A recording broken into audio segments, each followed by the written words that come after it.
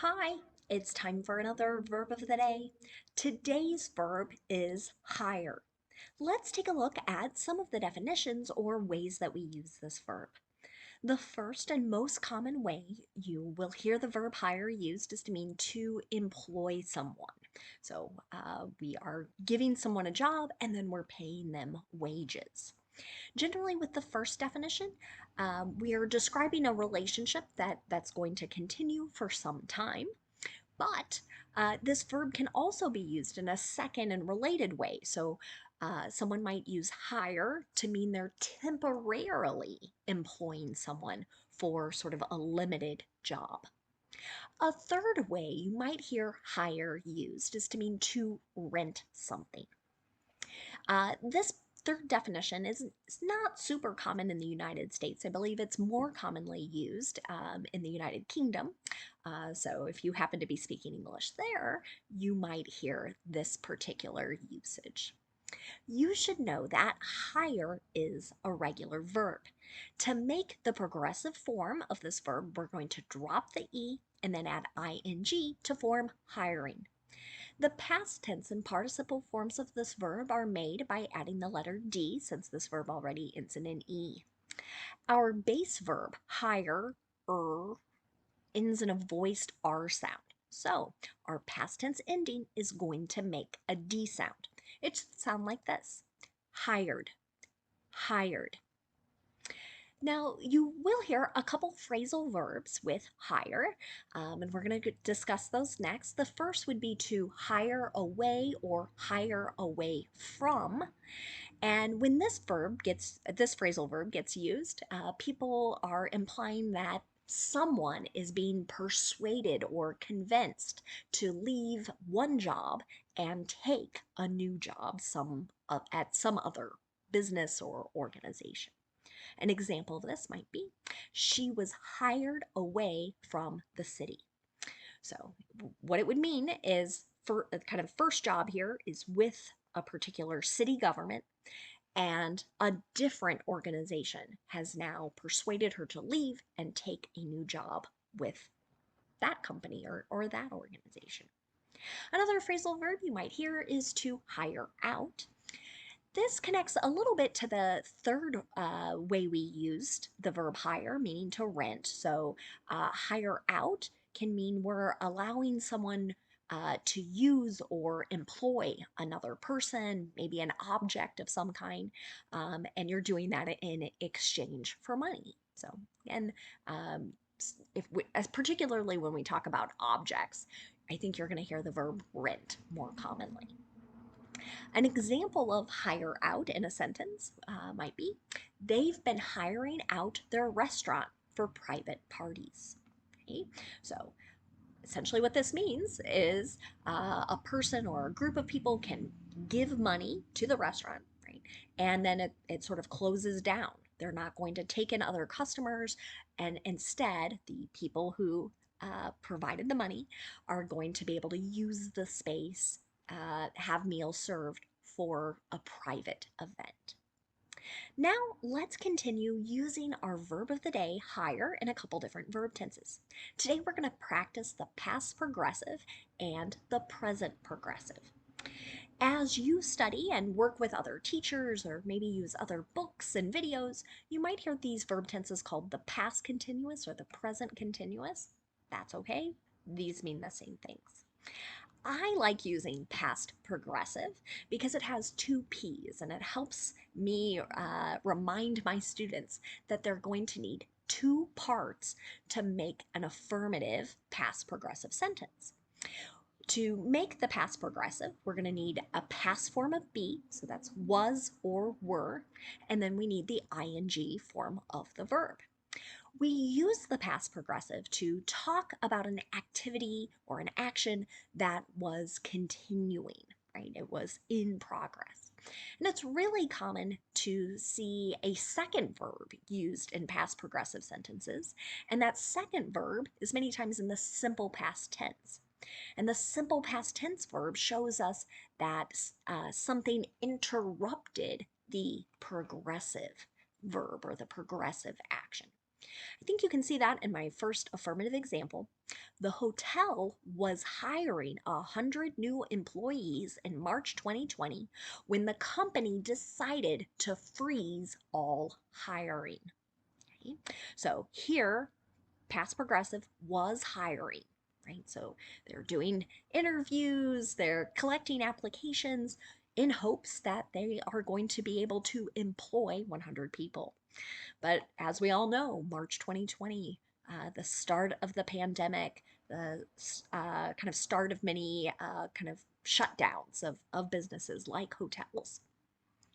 Um, this led to them not needing 100 new employees. So freeze is like a stoppage.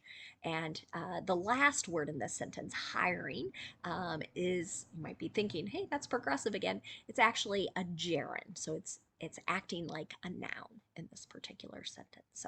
So we had was hiring going on. It's interrupted by the simple past tense, decided to freeze, to stop this process.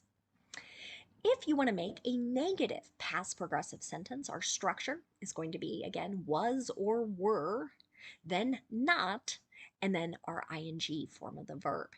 Here's another example. He wanted to work for museums, but they weren't hiring when he was looking. Okay, so here we've got an action here of referring to many museums who are not hiring. Finally, let's look at making a yes or no question in the past progressive. To do this, we start with was or were, whichever form matches our subject. Subject comes next, and then we have that ing form of the verb. So an example here, was the company hiring entry-level workers? Okay, so an entry-level worker would be someone who doesn't have much or any previous work experience, especially in that field. Now let's take a look at the present progressive. We use this verb tense to talk about an action that is happening right now, or to describe an action that is in progress. In the present progressive, again, we have two P's. We're going to need two parts to make our affirmative verb. We need to use the present form of be, so am, is, or are, and then we use the ing form of the verb. Here's another example. She is hiring a math tutor for her children this summer. So this means she is in process. Maybe she's talking to people, maybe she's having interviews, she's trying to find out who is the right person to provide this service to my children. Now let's look at making negative present progressive sentences. To do this, again, we start with our subject, then we have our form of be, am, is, are, then we have not, and then we have our ing form of the verb. You can see that in the example. Some companies aren't hiring any additional remote workers now. So we're, again, sort of describing something that is happening at this present time. We can also make yes or no questions in the present progressive. To do this, we start with a form of be, whichever form matches our subject, the subject comes next. Then we have our ing form of the verb. An example of this. Are all companies hiring right now?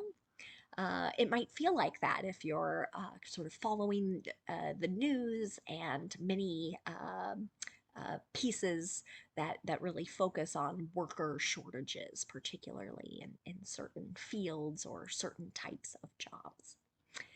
Now, let's spend a few minutes looking at some related words and phrases connected to our verb hire. The first word we're going to look at is just the noun form of this word. So when we use hire as a noun, we can refer to a person who has been hired, or this might be another way to say an employee. A common way you'll hear it is in the phrase new hires. So with this phrase, we're referring to someone who has recently started a new job. So here it is in an example sentence. The new hire started work on Tuesday. A phrase you might hear is for hire, and what this is suggesting is that someone or something is available to be hired. So an example here, maybe it's the question, are they available for hire? I need some extra help moving. So it might be describing a group of people. I could be referring to um, uh, other friends, maybe children, because I need extra people who are able to lift, carry, and move things. Another related noun you might hear is a hired hand. This refers to a person who has been hired to do short term manual work. It's really common in agricultural jobs, so farm jobs. So, an example of that, they run their farm with a few hired hands. Right? So, maybe just certain parts of the year where they employ people, where this particular farm is maybe especially busy as they're harvesting their crops, as an example. The last thing I want to leave you with today is that there is a second word in English, Higher, that has the exact same pronunciation, higher. Right? Now, Higher is a comparative adjective. So we use it to describe something being great or greater than maybe what is normal, or being larger in quantity and size, or perhaps intensity. So, an example of this might be something a teacher says, you can redo your paper for a higher grade. Right? So, something sort of improving here in the intensity, right? Improving our grade on an assignment. Thanks so much for watching today's video. I hope you have a great day.